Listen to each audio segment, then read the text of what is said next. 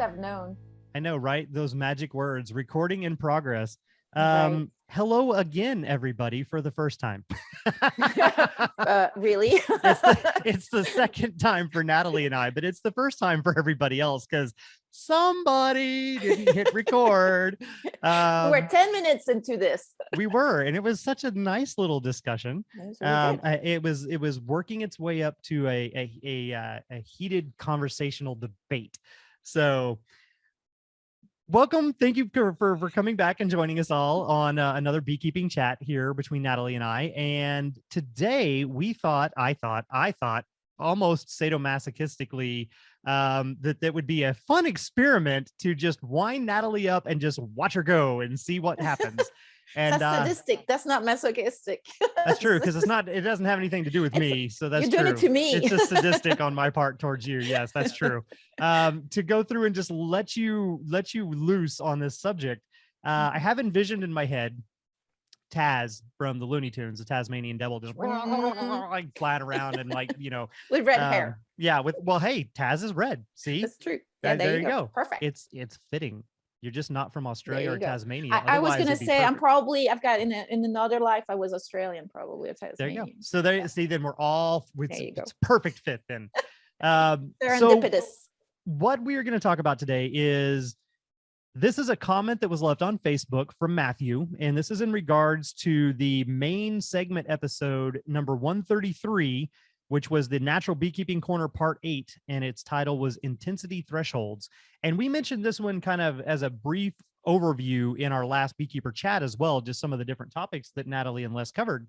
But Matthew had a comment here, and I initially was going to respond to this comment on Facebook, and I did. It took me a long time to craft a very eloquent response, and then I didn't send it, and I got distracted with a call, and then I had to go into another app, and I did something else. And when I came back, my phone had cleared out everything I had typed, and I was like, no. That's awful when it happens. But I had started off by stating, I cannot speak on Natalie's behalf, but I can tell you what I know from other conversations.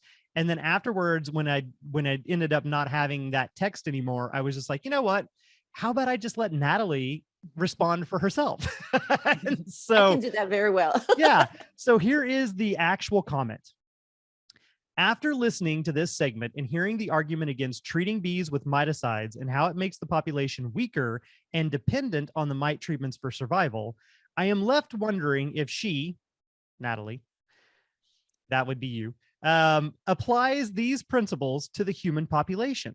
The same could be said about vaccinations and modern medicine. So with her views of natural beekeeping and the let the bees perish that cannot defend themselves from the mite parasites to therefore allow for those genetics to be then flowed into the natural gene pool, how does she actually feel about vaccinations for diseases such as COVID, mumps, measles, chickenpox, influenzas, and carcinogenic viruses such as the human papillomavirus? Without these types of vaccinations, millions upon millions of people would die every year, yet only those with the genetics to cope with these diseases would then be allowed to survive. It would be a natural outlook of the human evolution and adaptation. So that is the comment that was left. And of course, I have my own opinions and viewpoints and such, but I'm going to let you tell us yours, since how it was directly pointed at you. So as I mentioned a little bit ago, that nobody got to hear. Nobody got to hear. I totally appreciate Matthew's comments because I think he makes some interesting points. I think there's some questions that can be drawn from this, some topics, and an opportunity for a good discussion and an argument that we can make for or against this topic. It's heavily loaded question. So let's kind of, I will tell you what my position is. See if we can tap dance around those minefields. So first of all, I would say, and I'm saying that as nicely as I can, but we're comparing apples to elephants or bananas to airplanes. This is completely different ballpark. We're talking about insects on one hand, and we are talking about pests, not viruses. And then on the other hand, we're talking about human beings, mammalians, and actually humans, which is a completely, separate category as far as I'm concerned when you're talking about protecting populations and all this stuff. There's a certain care to human populations that and behooves us because we've got those big brains and we have those societies and we have all kinds of things going on. There's talks about souls and all kinds of things, right? So this is a completely different category than from the insects at first glance anyway. And the equivalent would be the viruses. Vaccinations is for viruses basically, right? So we're not comparing the same things at all. What we're doing is we're looking at the mites, which is a pest, and we're looking at an insect that has a life cycle that's super fast. That's 4 to 6 weeks. They reproduce themselves. There's millions in a colony. I mean, millions over the life cycle of a superorganism. And then those superorganisms live only limited times as well. So if we were talking about treatments, they're not vaccinations. They're not preventing those viruses. They're only trying to curb the populations of the pests and the pathogens potentially that are coming in.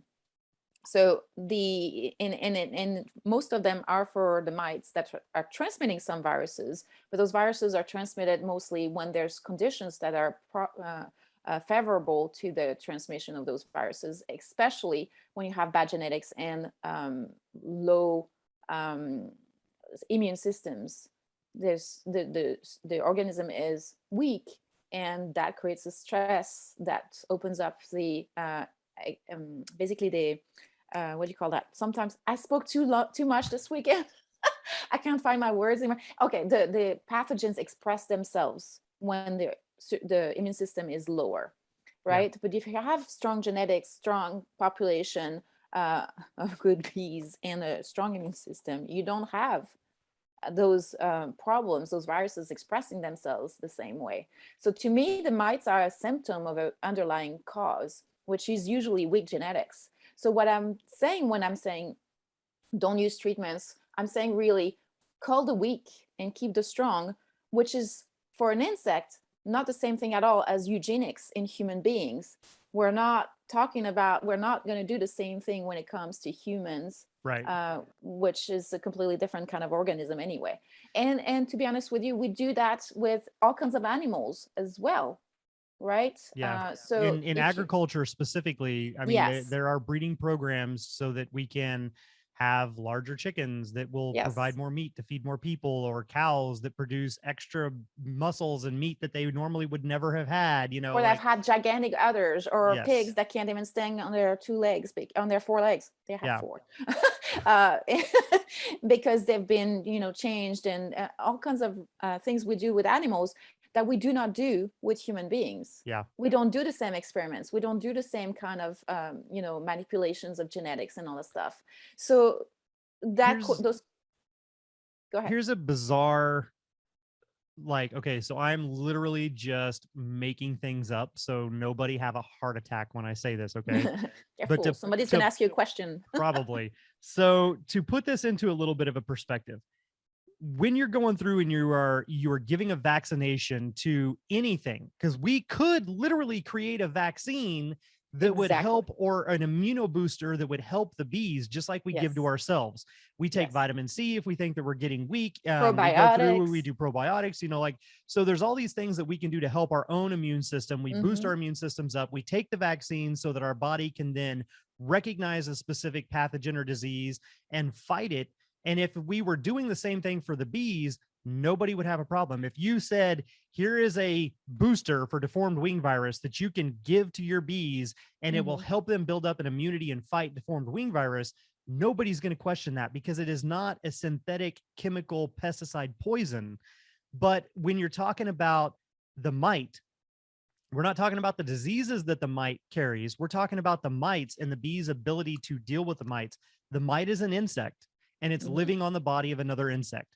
So here's the point where I don't want everybody to freak out. But if we took insects and we equated that over to mammals, that would be like saying you have, and I cannot pick a specific type of infestation because somebody out there will love some critter. But let's say there is a mammal infestation inside your house, and your solution to get rid of that mammal infestation is to set off all these noxious chemicals that cause cancers, cause With neurodegenerative you diseases, in there. and you sit in the middle of that house and you do not leave, and you just hope that by the time it's all done, all of the infestation you were trying to get rid of is dead and you are still alive. But guess what? Even if you live, when you walk out of that house, brain damage, Right. neurons that have been messed Like a up because reproductive issues. most of those synthetic chemicals are designed as nerve agents. They mess Baby's up the dead. nervous system of them, and they were designed for chemical warfare on humans.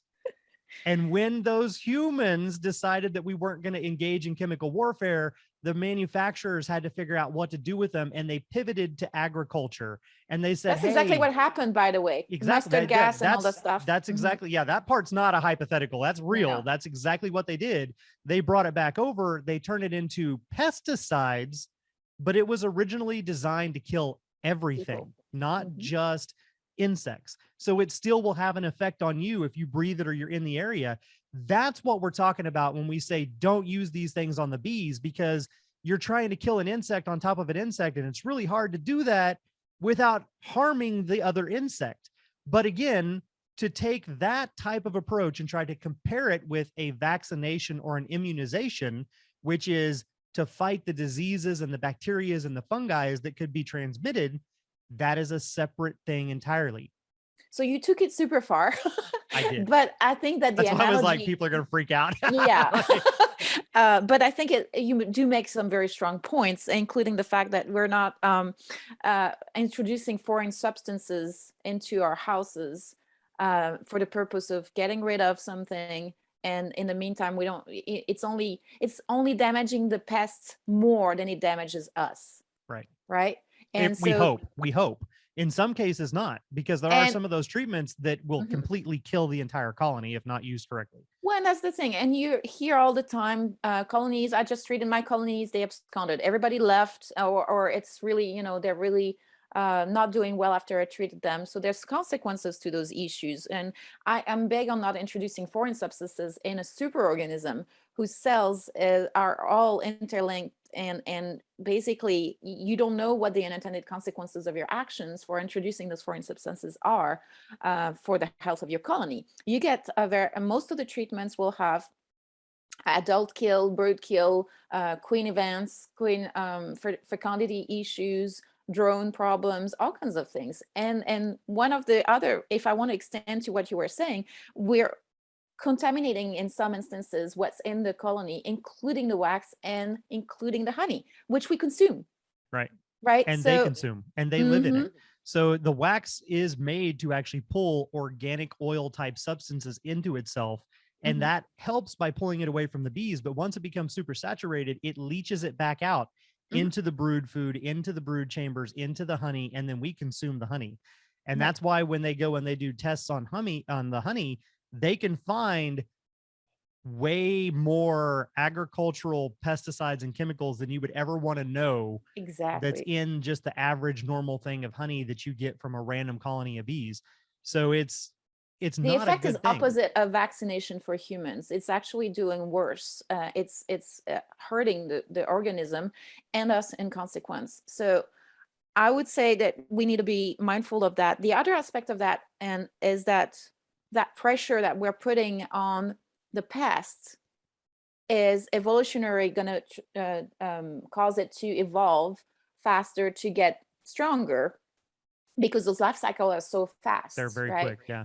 Our cycles of living are much, much longer as far as human beings are concerned. Also, when you're vaccinating people, um, except for minor side effects most of the time, you're actually really saving them from devastating diseases and problems. And to be answering the question very clearly and categorically, I do support vaccination, all vaccinations. I'm double vaccinated, getting my booster this weekend, and I think that everybody should be vaccinated. Yeah. Now, everybody does whatever they want, but I wholeheartedly believe that vaccination, and I'm probably going to alienate some of our listeners that don't believe in vaccinations, and that's Yeah. fine. Everybody is entitled to their, opinion and what they do with their own bodies. That's fine.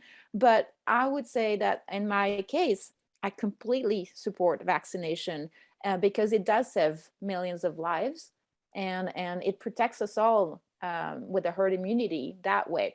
Right. And So that's kind of that is not a hypocritical statement either, because again, no, vaccinations are not the same thing as what we're talking about with the natural beekeeping and trying that's to deal right. with the mite.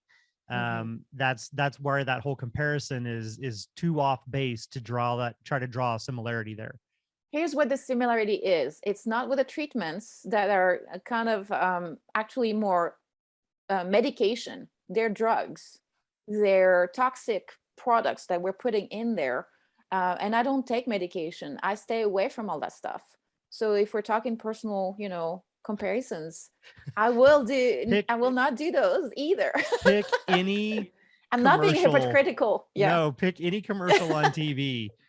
You want to stop smoking, take this Mhm. drug. However, Yes. side effects may include aneurysm, stroke, heart attack, death, That's right. suicidal thoughts and tendencies. And you're like, oh my God. We're Like, not doing that. yeah, the side effects on some of those are far, far worse than in some Yeah. cases, not necessarily that one, but in some cases, what it was you were trying to stop.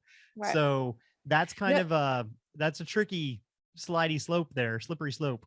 if the, bees don't put those substances in their colonies, the effect of those, we have no idea what it really, really does to the bees and to even their genetics, right? So it could be actually through epigenetics causing issues as well. We might be weakening them much more than we think we do when we Yeah. treat them. And that's absolutely correct. And so I wanted to give you that opportunity to be able Thank you. to come on here and have a little chit chat and But I do appreciate the respond. question and the comments, because that allows us to clarify what it is that we're saying, and so that there's no confusion anymore. Yeah, absolutely. And that was one of my final comment that I put on there, just so he would know that, like, yeah, I have read this and we do want to address it at some point. Was just that this sounds like a very interesting topic and a good thing Yeah. for a beekeeper chat on the next Patreon episode. So here you go. There you are. Yeah. Now the other Thank side of that is I don't actually know if Matthew is a patron and can hear this. Oh, that's funny. But Yeah, that's funny. I can fix part of that if I need to. I can send him the episode so he can go through and listen to it or something. But yeah, so there you go, everybody. Now you actually have a little bit more of an interesting perspective on how other people may or may not view those things, how Natalie feels about those types of comparisons, and that yes, she does believe in immunoboosters and vaccinations, and she's a big supporter of that, but that doesn't have anything to do with trying to kill an insect on an insect. Right. And luckily with this episode, we're going to get a whole lot more questions and topics for future episodes. Probably so. Wait a minute, what did you mean when you said? What did John say? Did John just tell us all to gas ourselves? What? No. Don't do that. I was trying to iterate how absurd it would be. Yes. What we're doing with these types of treatments would be the same analogy as, oh, I got rats in my house, I'm going to set off all Yeah. these poisons to kill them, and I'm just Yeah. going to sit here and breathe it with them and hope I don't die. Like, Well, I don't even use, insecticides in my house. I don't use any of that stuff. I don't want it near my house yeah, anywhere, near my water source. I'm on a well. I don't want it leaching into the ground either. yep, I'm much more prone to doing, maybe, like, if I wanted the bees to get any kind of help, I would probably do mushroom patches or mycelium areas where they can go and self-medicate. The bees self-medicate, by the way. I There's do. all kinds of, protections. There's the immunity of the individual bees, there's the immunity of the superorganism, and they self-medicate, and they have processes that are aimed at keeping them healthy that we interact with when we use treatments. Yeah, you may not necessarily see some of those other interactions, but one of the most obvious effects of that is the act of gathering and creating propolis. Yes. And, that is in itself a form of like self-medication. They put that in there to be antimicrobial, antibacterial, Yeah. antifungal, and They to have keep volatile themselves. compounds in the Yeah. brood nests. And they Hmm. specifically select for the key targeted most toxic things they can find to mix together to create just that perfect balance that Hmm. they need to fuse everything and make it all sanitary. So it is absolutely something that they definitely do. And in some cases, it is better sometimes to let the bees be and Hmm. do their natural thing, because by Yeah. us intervening, we're, like, more times than not, our best intentions sometimes have And we'll do the opposite. well Yeah. unintended consequences. So So basically, don't pour pesticides in your hives, as in a colony of insects. yeah, if you're not willing to breathe it, eat it, drink it, don't force your bees to Don't do put so it in the either, bees. because Yeah, technically exactly. it will eventually wind up in your honey, and then you are going to be eating and drinking it and not Well, realize it. So that's the selfish perception from that too. I mean, that's self-serving, right? But for the sake of the superorganism in the bee colonies, also, if only for them, yeah, just kind of but don't do that to sometimes them. sometimes that's the only way that you can get somebody to understand it, though, is those self-serving purposes. So Hmm. I had somebody Yes. write into the state association and ask, hey, I have this opportunity to put bees out on this land, however there are major power plants and refineries very close. Hmm. Should I be worried about, can any of that potentially get into the hive? And I said absolutely, because any of that stuff that is going to be in the air, it's dispersed in the air in a particulate form, is going to settle on the flowers. It's going to incorporate into the pollen. It could mix into the nectar. The bees are going to come into contact with it, and they are going to take it back to the colony. So the best thing sometimes that you can do to ask yourself, or to understand if it's a good idea for them, is to ask yourself, by putting yourself in that position, would I be Would I willing do to? that? And Hmm. say, okay, so if you put this out there and you knew for a fact that it could even be a remote chance that that stuff's going to get in there, would you knowingly and willingly take that honey and feed it to your family? And if the answer is no, then you have no business putting those bees there. You need to find somewhere better and Right. safer and more healthy for Exactly. them.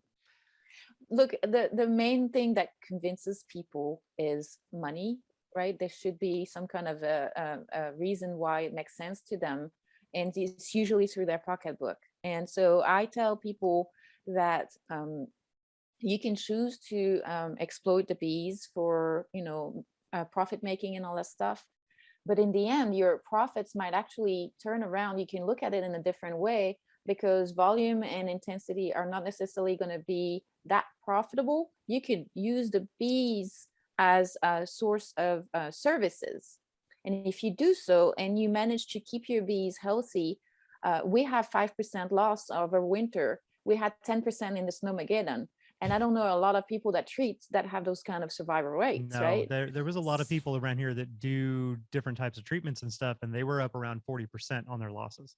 I heard people that had like 20, 30 colonies lost all but one. Yeah, So, that's and they horrible. treated their bees. Yeah, and it's awful.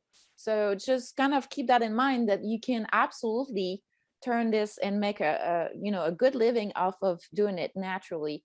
You might actually be working harder than you need to if you're treating your bees, because you're buying those chemicals, you're taking the time and effort to apply them to the colonies. You're not necessarily getting a better survival rate. The studies show that.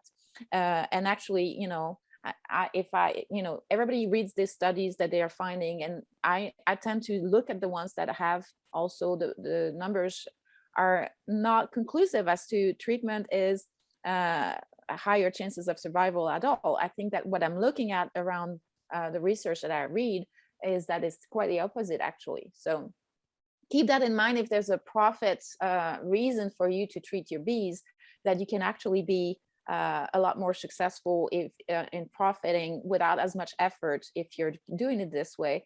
And if you sell bees, the bees that are not treated, that are naturally thriving, will actually sell for much more than the ones that are treated, because they're more sought after, right?